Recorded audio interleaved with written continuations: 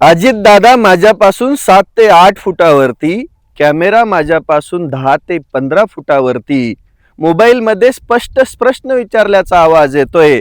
प्रश्न अजित पवारांना पण कळाला, पण काही नेत्याला बाप म्हणणाऱ्या बांडगुळांचं म्हणणं आहे की माझा आवाज कमी होता. अरे जागा कोणती होती ती?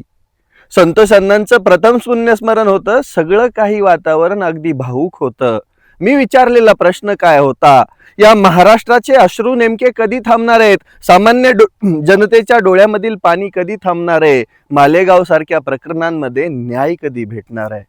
तो दादांना बी प्रश्न समजला आणि माझी नजर डोळ्यात डोळे घालून होती. दादांनी पण मान खाली घातली होती. अरे तुम्ही कधी सरपंचाला प्रश्न विचारलाय का रे? किती नीच वृत्ती तुमच्यामध्ये. काही चूक काढायला नाही भेटली की काहीतरी बोलायचं. वरतून माझा घसा खराब आहे ते तर जाऊ द्या मातीत. अरे पण दम आहे ना.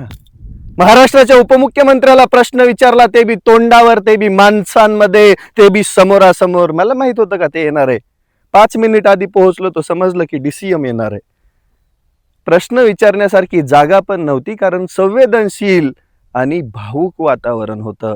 मला विचारायचा प्रश्न तो बी संवेदनशील होता. त्याला आवाज चढून बोलायची काय गरज आहे? संवैधानिक पदावरच्या माणसाचा मी कधीच अपमान करत नाही, कधीच नाही. मला ते जमणार बी नाही. पण एक गोष्ट लक्षात घ्या, माझ्यासमोर जो कोणी आला त्याला मी सोडणार नाही. मग ते अजित पवार असो नाही तर अजून कोणी.